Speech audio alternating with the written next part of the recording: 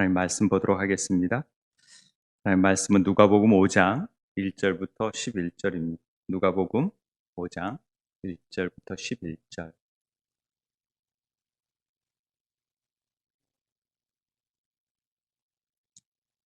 누가복음 5장 1절부터 11절 말씀 교독하도록 하겠습니다. 제가 먼저 읽겠습니다.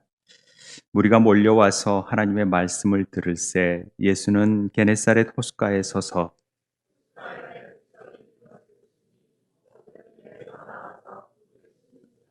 예수께서 한 배에 오르시니 그 배는 시몬의 배라.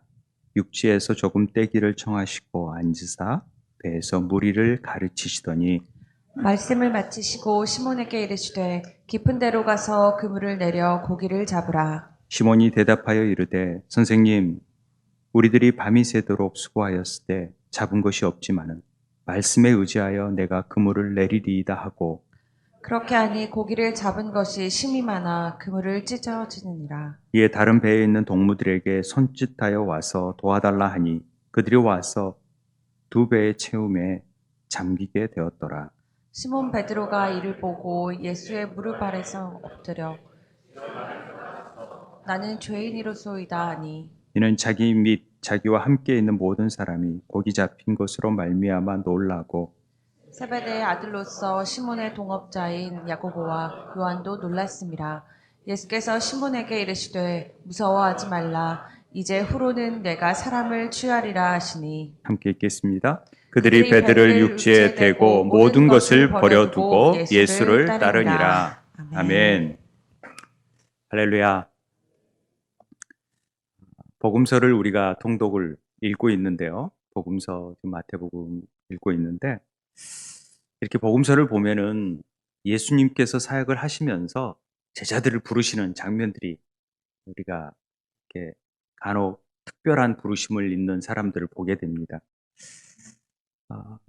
그걸 볼 때마다 우리 각자를 부르신 하나님의 구원의 섭리, 그래서 우리가 하나님 나라를 경험하게 되는 그런 상황들이 과연 무엇일까 이런 생각을 해보게 됩니다.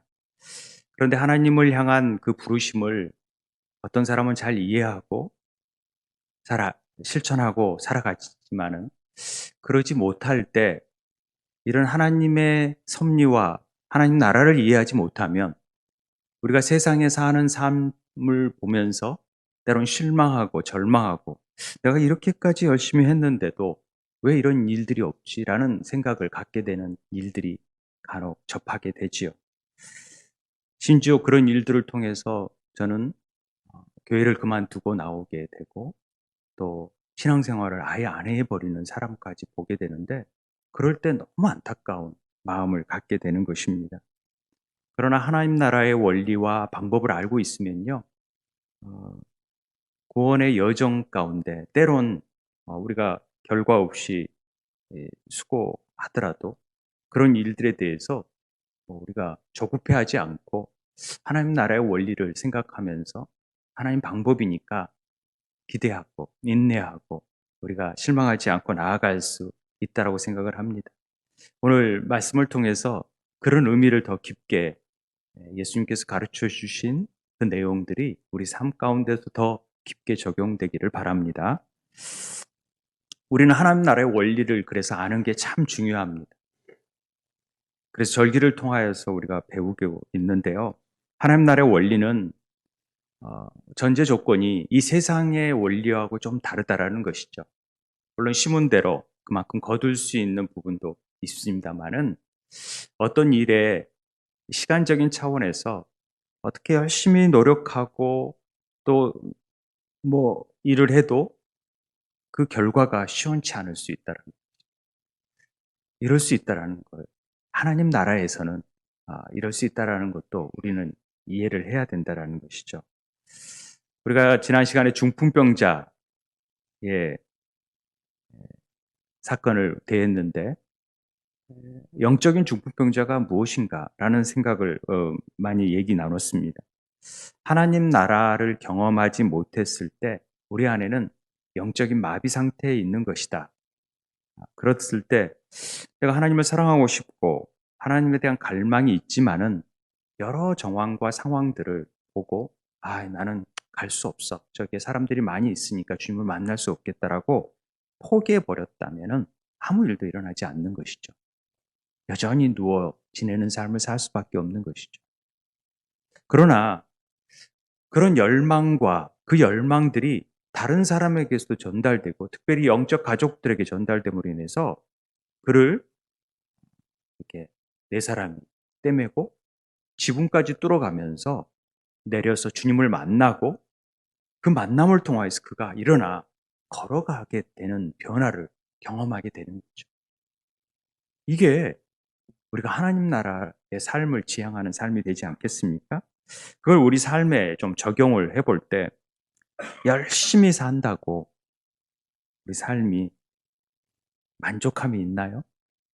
또 열심히 살았는데 우리 삶에 어떤 열매가 잘 맺어지나요? 그런 열매가 없을 때 우리는 여전히 실망감을 느끼고 절망하게 되는 경우가 있습니다. 제가 아는 그리스도인들 중에 정말 열심히 사는 사람이 있어요. 누가 봐도 저 사람 너무 열심히 산다. 최선을 다하네. 저 사람. 그리고 예배 때 빠지지 않고 열심히 사는데 삶의 결과에서는 늘 삶이 그렇게 좋은 일들, 우리가 세상적으로 볼 때 막 잘 살거나 막 그러지 않고 늘 쪼들리고 힘들고 연약하고 좀 안 됐다. 저렇게 열심히 사는데 좀 하늘의 복도뿐만 아니라 이 세상적인 복도 좀 누리면 좋겠는데 왜 저런 걸 안 주시나 하는 생각이 들지요. 반대로 교회를 안 다니고 막 개판으로 사는 것 같은데 세상 일이 너무 잘 돼요.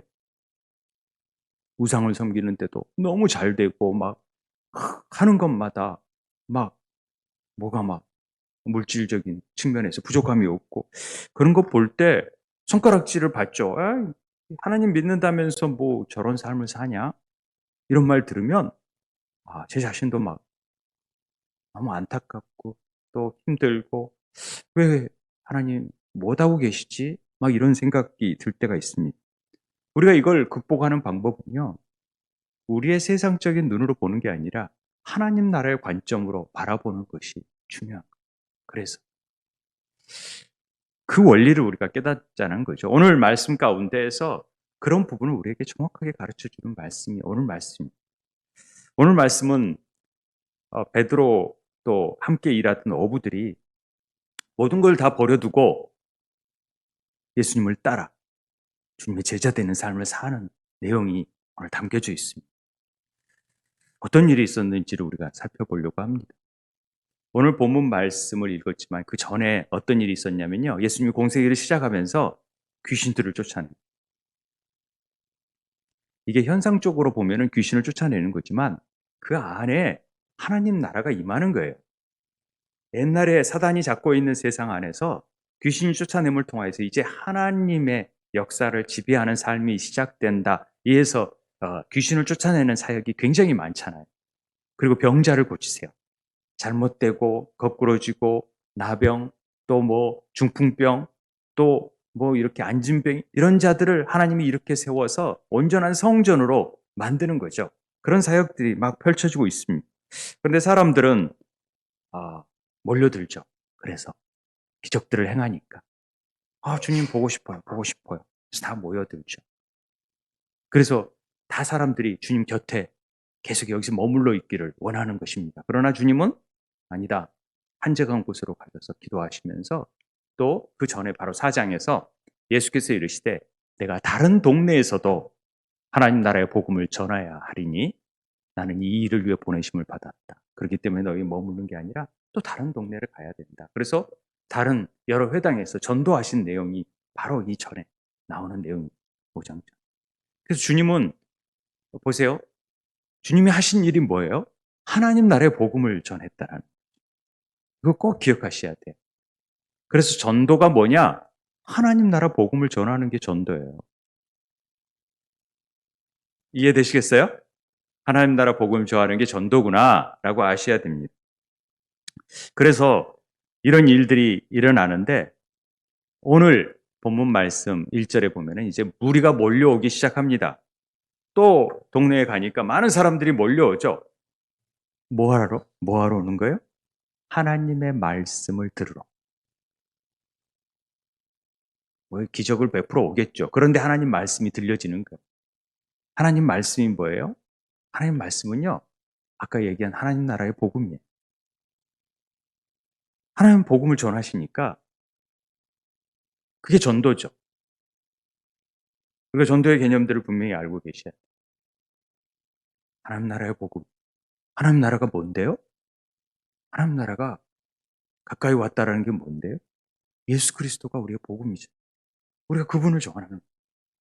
그분이 우리 안에 임하는 것. 우리 안에 거하시는 것을 전하는 것.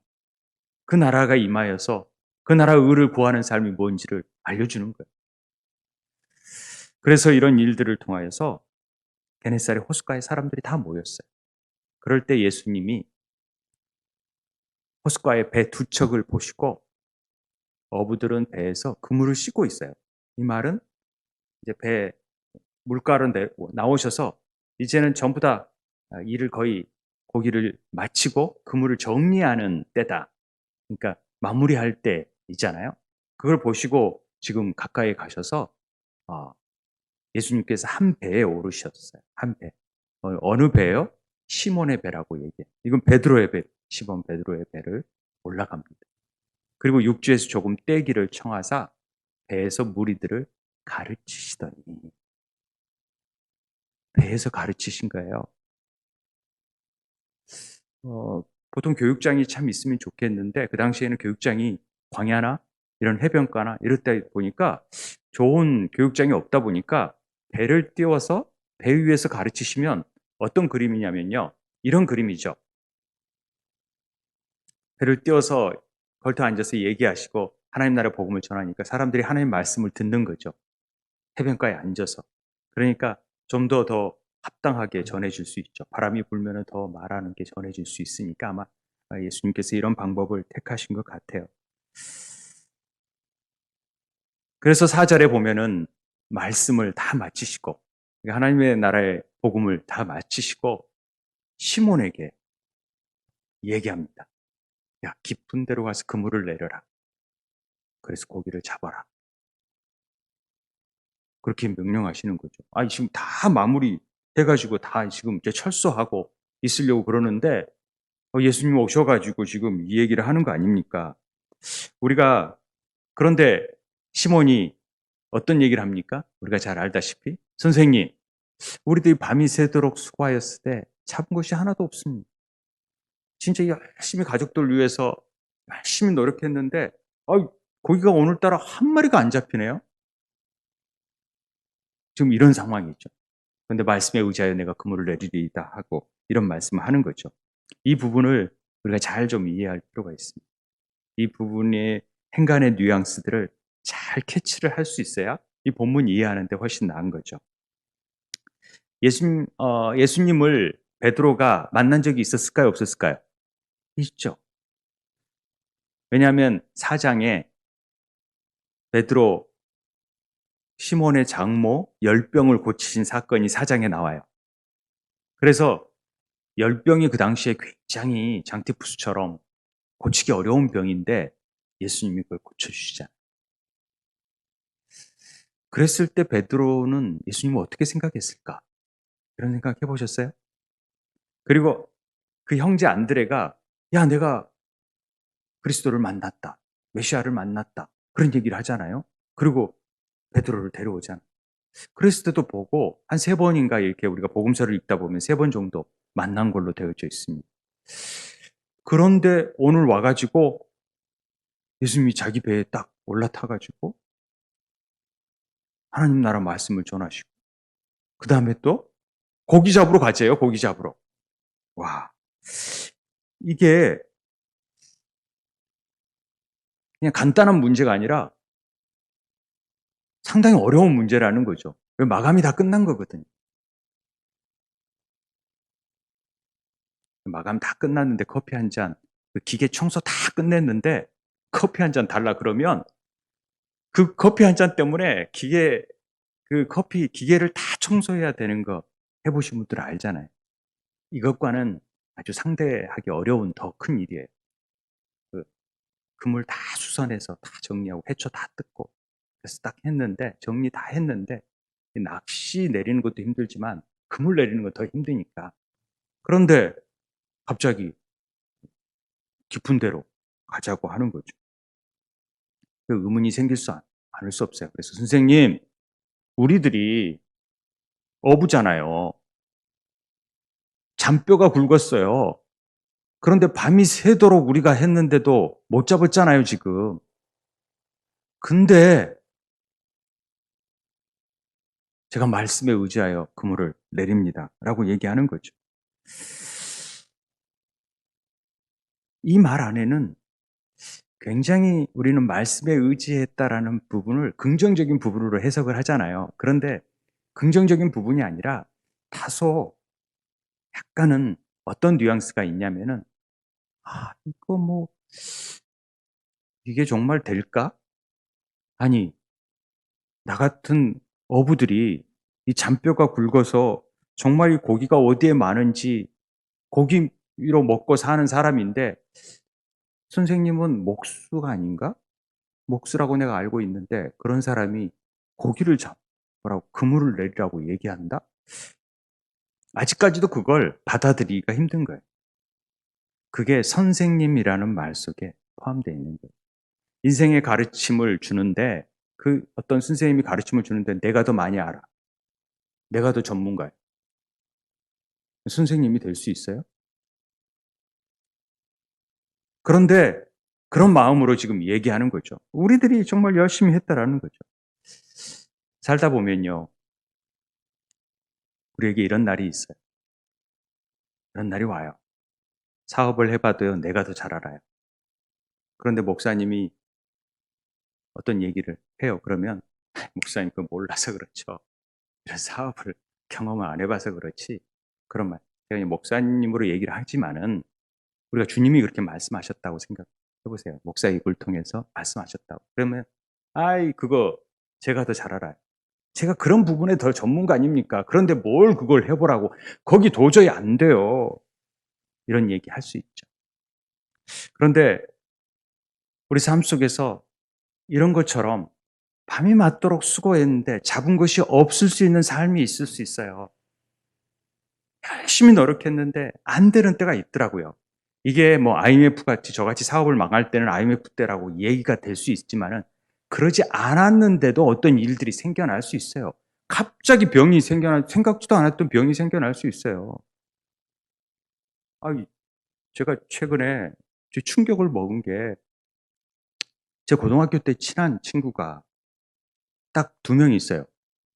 그러니까 저랑 포함해서 3명이 굉장히 친해서 늘 어울려 다니고 대학 생활을 같이 하고 막 그랬던 친구.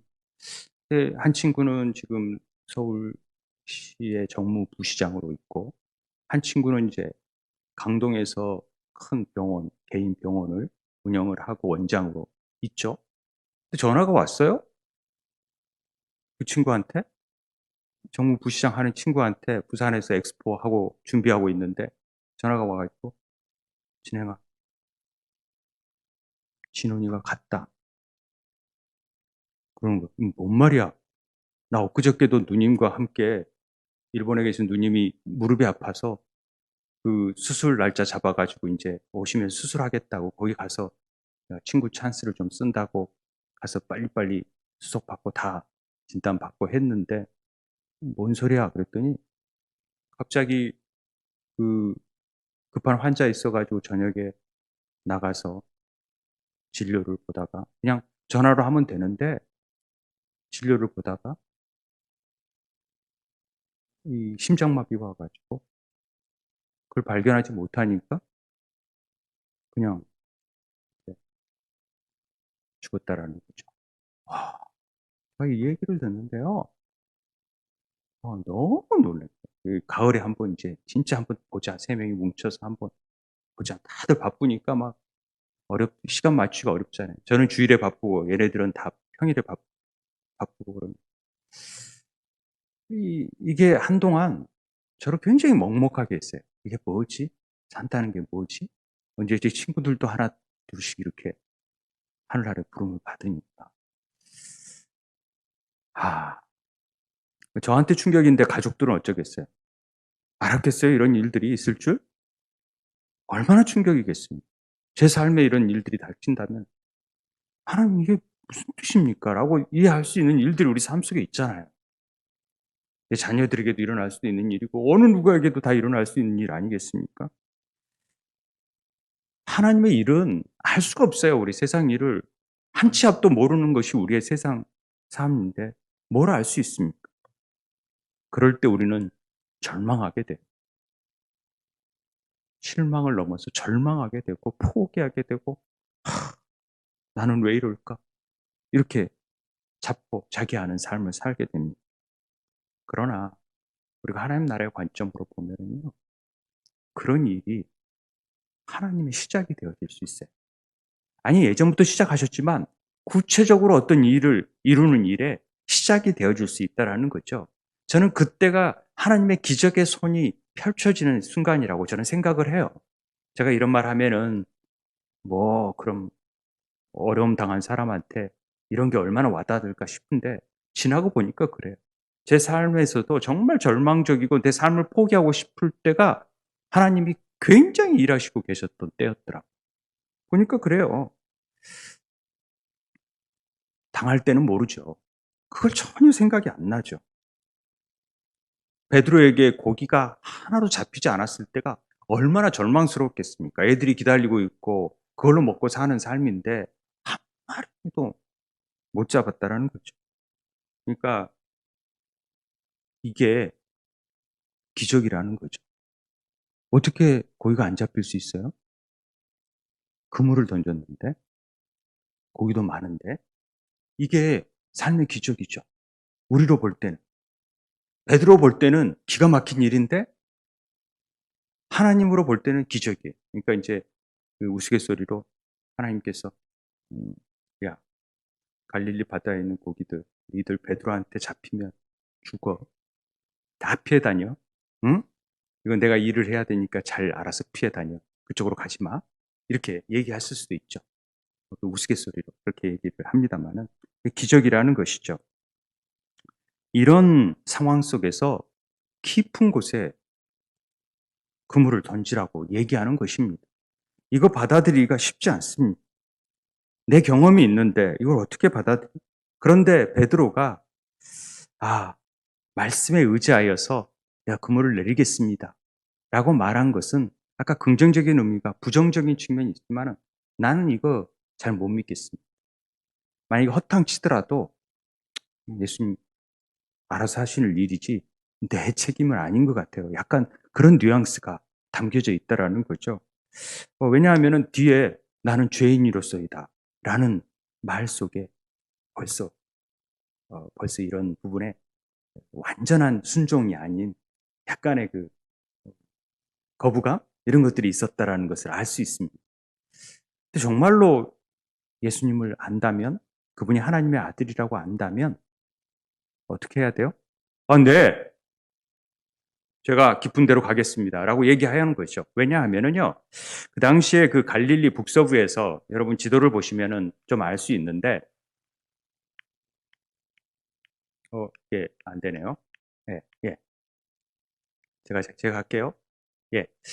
헐몬산에서부터 이렇게 헐몬산에 눈 녹은 산이 있거든요. 눈이 오는 그 물이 녹아 가지고 갈릴리 호수로 들어와요. 그 호수물이 쭉 요단강을 거쳐서 사해로 흐르잖아요. 근데 사해는 다 죽은 물이 되어지지만 그런데 그 생명의 물이 올 때 갈릴리에서 이렇게 내려오는 물은 굉장히 차갑대. 차갑기 때문에 고기들이 주로 어디에 있냐면은 해변가에 주로 많이 있대요. 그래서 물이 차갑기 때문에 밤에는 특별히 주로 밤에 이동하고 낮에는 이동을 안 하는 거. 그 낮에 깊은 곳에는 차갑기 때문에 고기들도 안 간대. 그래서 그쪽에는 고기가 없어요. 포인트가 아니라는 거죠. 그런데 예수님이 깊은 데로 가라는 거죠. 그래서 그물을 내리라? 이거 순종한다라는 것이 쉽지 않아요. 이거 우리 교회 보고 성경은 기도학교 하는 일이 저는 쉽지 않은 일이라고 생각해요. 그런데 내리라 하니까 억지로 내려, 억지로. 제가 네! 하는 게 아니라 하라니까 합니다. 저. 알아서 하십시오라고 하는 마음으로 내렸던 어떤 그런 마음이 있는데 그렇다라는 거죠. 어, 그러니까 한번 주님 알아서 하세요. 제가 하라니까 합니다. 좀 이런 뉘앙스가 있다라는 걸 좀 아시고 그게 이제 선생님이라는 말 속에 포함되어 있는 거죠. 아직까지도 그에게는 선생님인 거죠. 랍비인 거죠. 예수님, 하나님의 아들이라고 여겨지지 않았다라는 거죠. 그런데 이렇게 해본 결과가 어떻게 되는 거예요? 6절에 보니까 그렇게 하니까 고기가 심이 많아 그물이 완전히 찢어질 정도로 많아. 야, 다 와, 좀 도와줘. 해가지고 지금 두 배에서 와서 사람들이 다 놀라잖아요. 여러분 말씀에 순종하면요 이런 놀라운 일이 생겨납니다. 그래서 대박이 터집니다. 사업이 너무 잘 됩니다.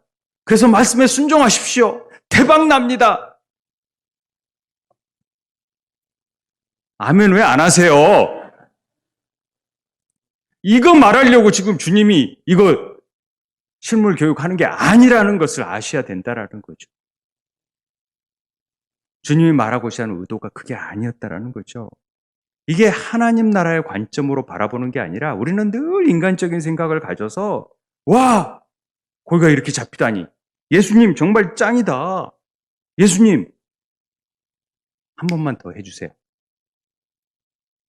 제 배에 항상 타셔서 매일은 그렇고 일주일에 한 번씩 제 배에 오셔가지고 포인트 정확하게 짚어주세요. 그러면 저 완전히 대박나서 주일 열심히 해볼게요. 이런 생각을 갖기 쉽다라는 거죠. 그런데 베드로의 반응은 전혀 달랐어요. 반응이 8절에 나오죠. 시몬 베드로가 다 같이 읽어볼게요. 시작. 시몬 베드로가 이를 보고 예수의 무릎 아래에 엎드려 이르되 주여 나를 떠나소서 나는 죄인이로소이다 하니. 아니, 고기를 많이 잡은 것과 제가 죄인인 게 무슨 상관이 있어요? 그런데 지금 갑자기 주여 나를 떠나소서 나는 죄인이로소이다. 왜 이러지? 주님 감사합니다. 선생님 정말 감사합니다. 정말 선생님 덕분에 제가 이렇게 성공할 수 있었네요. 근데 그게 아니라 나를 떠나소서 나는 죄인입니다. 죄인이라는 말은요. 이제까지 자기 삶에 관역이 제대로 맞춰진 관역이 아니라 빗나간 관역을 살았다. 자기 삶이 엉뚱한 방향으로 가 있다는 것을 고백하는 말이 죄인이라는 말이에요. 하나님의 아들을 믿는 믿음에서 벗어난 자예요. 그게 죄인이에요. 하나님을 온전하게 믿지 못하는 자들은 죄인이에요. 그럴 수밖에 없어요. 그러니까 하나님을 감당하기에는 내가 부족한 자라는 것을 깨닫게 되는 거죠. 우리는 내 인생은 내 마음대로 할 수 있다는 그 경험적인 사고의 틀이 쫙 박혀져 있어요. 그래서 내 인생은 나의 것. 그러니까 내가 노력하면은 뭐든지 할 수 있다라는 생각이 들고 주님이 도와주시면 더 놀라운 일을 이루실 거라고 생각을 하지만은 우리 자체는 죄인이기 때문에 우리로서는 아무것도 이룰 수 있는 게 없어요. 관역을 빗나간 삶을 살기 때문에. 그런데 주님이 내 배 안에 들어오심으로 인해서 내 삶이 완전히 바뀌어지는 거예요. 새로운 방식으로 예수님을 만나게 되는 거예요. 그걸 통해서 깨닫는 것은 내 자신의 나약함. 내가 아무리 전문적인 지식을 자랑하고 뭘 한다 해도 내가 할 수 있는 건 없구나. 이 인생 한 치 앞도 볼 수 없는 그런 존재구나라는 것들을 깨닫는 것이죠. 그게 인생의 전적 부패. 내 안이 너무나도 악하고 더럽고 추해서 하나님 앞에 감히 설 수 없는 존재라는 것을 깨달아가는 것이죠. 그 말이 나는 죄인입니다. 그러면서 어떤 인생이 바뀌어지냐? 저는 아무것도 할 수 없으니 이제 하나님께 주권을 넘겨드립니다. 이게 주여라는 말. 이 주여라는 말은요, 가볍게 여겨서는 안 돼요. 유대인들에게는 주여라는 말을 누구에게만 쓸 수 있냐면 하나님에게만 쓸 수 있어요. 그래서 선생님이라는 말에서 주여라는 말로 바뀌어진 것은 놀라운 변화예요. 가룟 유다는 여러분들이 복음서를 읽어보면요, 한 번도 주여라고 한 적이 없어요. 가룟 유다. 다 랍비여, 랍비여 이랬지. 그 인생에서 주인으로 모신 적이 없어요. 그를 진정으로 만난 적이 없다라는 거죠. 베드로가 소름 끼치게 깨달은 것이 바로 이런 부분이죠. 이분은 랍비가 내 인생을 교훈을 줄 수 있는 그런 자가 아니라 진짜 이건 어부의 상식과 이런 걸 내 경험과를 완전히 뒤바꿀 수 있는 하나님의 아들, 전능자이시고 전능하신 하나님이시구나. 이걸 깨달은 거죠. 그런 분을 우리가 만나게 되면요, 정말 주님 앞에 우리를, 그 빛 대신 주님 앞에 우리가 비춰지면요, 우리의 추한 모습이 그대로 드러나고 마치 발가벗은 모습처럼 우리의 모습이 보여지는 거예요. 그러니까 어떻게 돼요? 두렵고 떨리고, 주님, 저한테는 오지 마십시오. 왜? 구약 당시에 주님을 보면은 우리는 죽게 돼 있어요. 그 자리에서 죽는 죄인이기 때문에. 그래서 죄를 완전히 사해야만이 지성소 앞으로 나아갈 수 있는 거예요. 그러니까 죄인인데 어떻게 주님을 만날 수 없으니까. 그래서 제발 나를 떠나주십시오. 라는 고백이 나올 수밖에 없는 거죠. 주님의 오심이 감당할 수 없습니다. 그런데 신약에서는 하나님 나라는 그렇게 있는 거예요. 이게 놀라운 은혜예요. 새로운 패러다임으로 세례요한을 통하여서 이 패러다임이 우리에게 와버린 거예요. 하나님 나라가 가까이 와버려요. 그래서 그냥 나아가는 자들에게 그 은혜가 주어져 버리는, 그게 복음이라는 거죠. 하나님 나라의 복음. 돈을 많이 벌고 고기가 많이 되고 이런 게 중요한 게 아니라 우리 삶의 인생에서 주님을 만나는 것이 우리의 삶의 가장 중요한 터닝 포인트가 될 수 있다는 것이죠.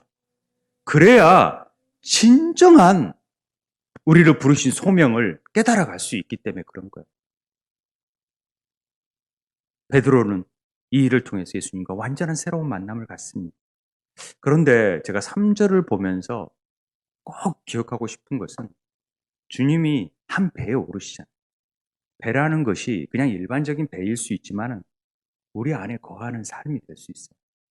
적용해 보면 정말 주님이 우리 삶에 오셔서 그 배에서 떼기를 청하시고 세상과 분리되기를 원하세요.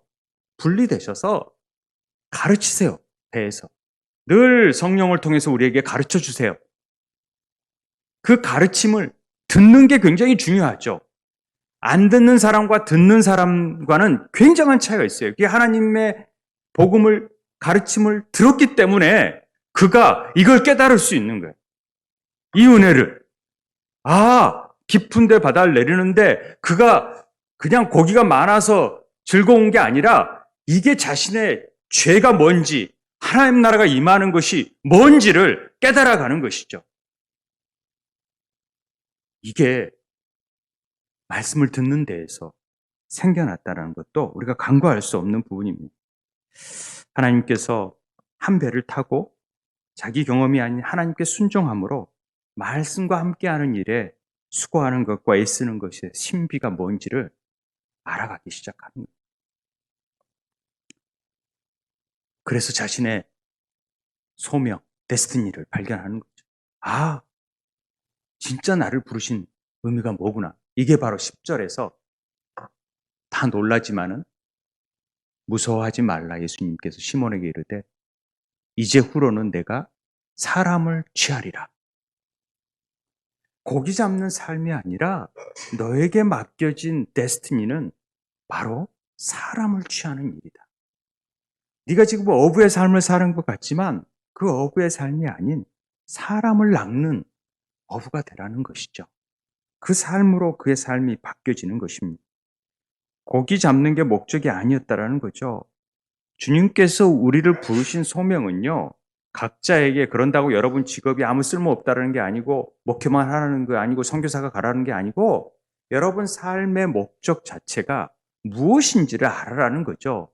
정말로 고기를 잡는 삶이 아니라 그 고기를 통하여서 하나님이 원하시는 일들을 이루어내는 게 사람을 낚는 어부의 삶이라는 것이죠.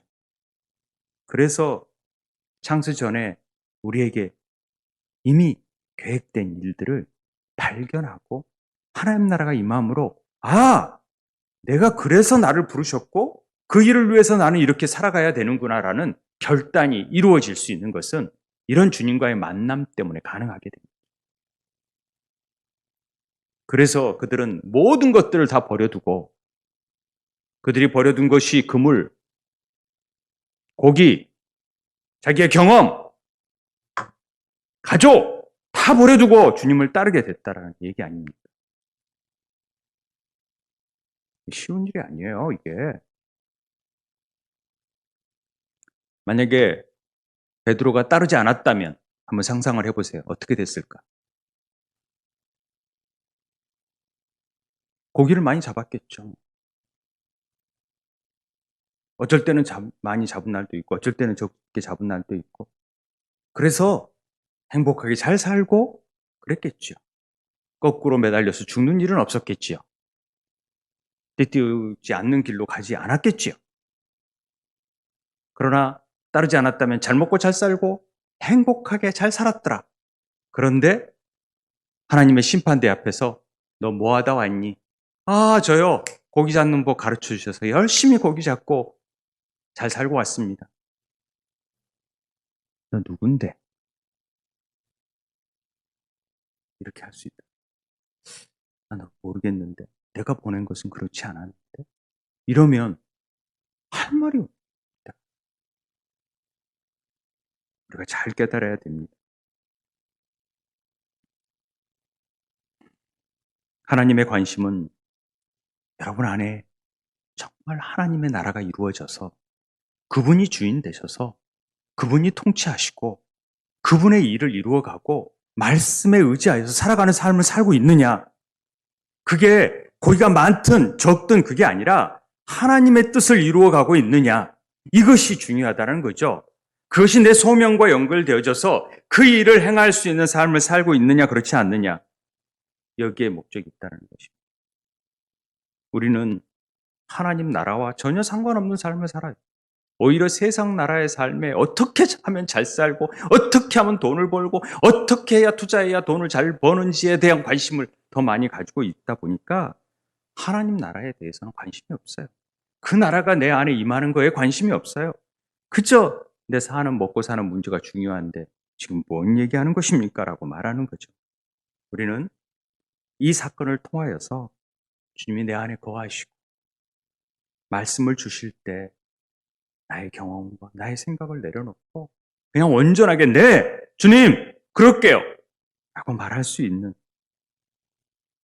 우리는 죄인이고 연약한 그저 주님만이 옳고 주님만이 선하시고 그 나라가 임해주고 하늘의 뜻이 이 땅에 이루어져야 되니까 주님 온전하게 이루어 주옵소서. 이게 말씀이 세워지는 거예요. 말씀이 세워지는 그러니까 교회가 세워지는 거고 그게 하나님 나라가 세워지는 일이라는 것이죠. 그런 하나님 나라를 위한 삶이 사람을 취하는 어부의 삶이라는 것입니다. 예수님 만난 사람들이 그래서 삶이 바뀌어지는 거예요. 인생의 목적이 바뀌어지는 거예요. 하나님은 우리에게 부르신 소명이 무엇인지를 여러분 다시 한번 깨닫게 되는 은혜가 있게 되길 바랍니다. 하나님이 가르치시고자 하는 일들이 뭔지에 그 핵심을 잘 깨달아야 됩니다. 여러분의 얄팍한 지식을 가지고 판단하지 마시고 그 경험 때문에 하나님의 말씀을 거부하는 일이 없게 되길 바랍니다. 그저 내가 죄인인 것을 더 깊게 자각할 수 있는 말씀을 통하여서 나는 벌레만도 못한 먼지만도 못한 자라는 것을 깨닫는 은혜가 있게 되길 바랍니다. 그래야 그 빈 곳에 하나님의 말씀이 주어지고 하나님의 소명이 부어지고 하나님의 데스티니를 통하여서 하나님의 일을 이루어갈 수 있는 하나님의 일을 이루어가는 어부된 삶이 되어지는 것이죠.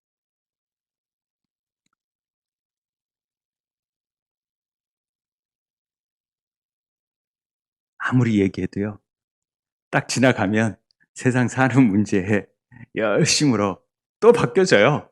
아이고, 먹고 사는 문제 힘들어 죽겠는데. 제가 경험해 보니까 그렇더라고요. 제가 그걸 모르는 바가 아니에요. 왜? 너무 힘드니까.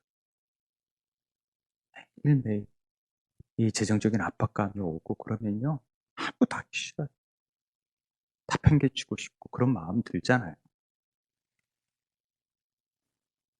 그런데 우리가 솔로몬을 통해서 분명하게 인생살이 살아보니까 별거 없더라. 가장 위대한 책인 잠언과 전도서를 통해서 우리에게 알려준 말이, 야, 인생 헛되고 헛되고 헛되고 모든 것이 헛되더라. 해 아래 수고하는 모든 수고가 사람에게 유익한 게 없더라. 그리고 내가 해 아래서 한 모든 수고에 대해서 내 마음이 어땠냐? 실망되더라. 이게 결론. 해보니까 실망, 절망할 수밖에. 이게 아닌 거. 그래서 결론이 뭡니까? 일의 결국을 다 들어보니까 하나님을 경외하고 그 명령을 지키는 거더라. 이것이 모든 사람의 본분이더라. 그냥 하나님 뜻 잘 생각하고 하나님 말씀 잘 지켜가면서 사는 것이 하나님이 행위와 모든 은밀한 일에 다 심판하세요. 그냥 안 보시는 것 같아도 다 보시고 그 일에 대한 분명한 심판하신 분이시라는 걸 솔로몬은 아는 거죠.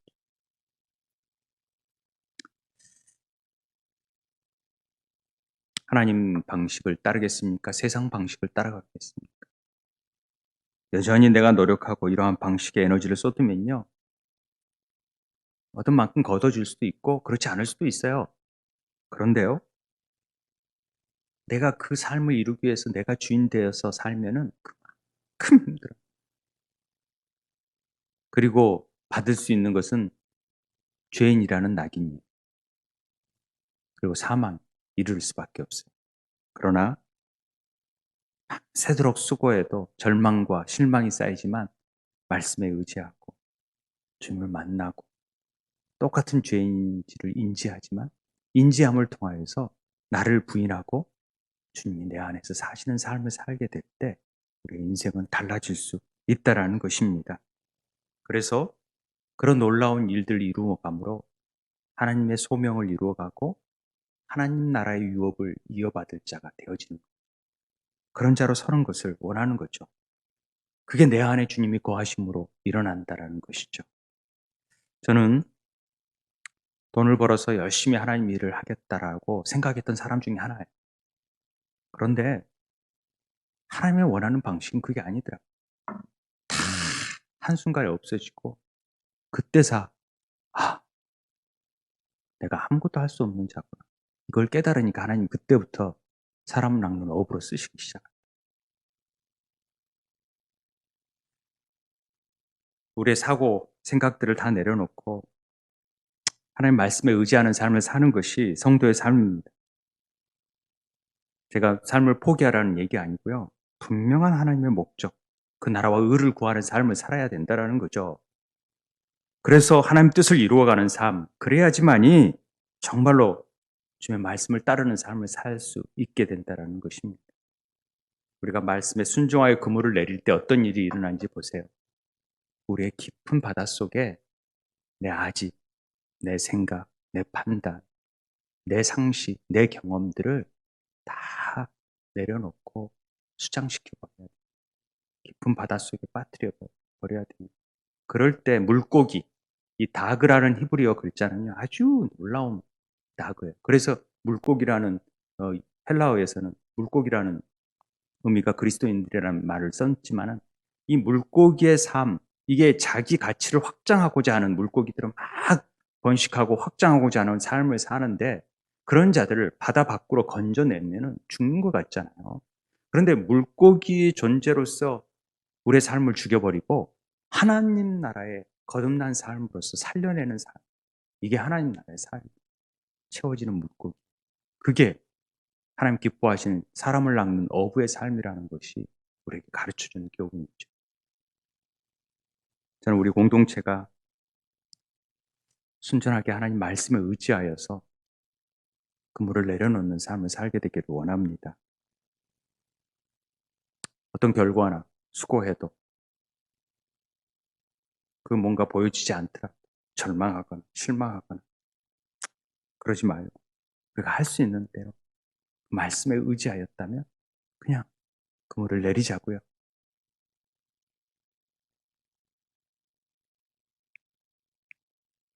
내 길을 여호와에게 맡기라. 주님이 주시면서 이 말씀 주신 거예요. 그를 의지하면 그가 이루시고 그러면 내가 경영하는 것을 모두 이루시리라. 요즘 기도학교 때문에 성경 때문에 막 신경 쓰는데 하나님 말씀을 주셔서 또 그렇지 내 방식이 아닌 하나님의 방식을 생각하고 하나님 나라를 생각하면서 한 마리도 잡히지 못하는 실망감과 낙담하지 말고 주의 말씀을 더 붙들고 나아가야겠다. 이런 생각이 들었습니다. 우리를 부인하자고요. 그래야 주님이 일하시니까. 그런 삶을 살기를 원합니다. 우리 함께 전능하신 하나님 찬양하면서 내 생각 좀 내려놓고 우리 하나님 말씀에 의지하여서 내 안에 하나님 나라가 임하고 그 하나님 임함을 통하여서 하나님 부르심의 소명을 붙들고 하나님 제가 어떤 상황이라도 그 일을 해보겠습니다 라고 결단하는 삶이 이어지게 되길 바랍니다.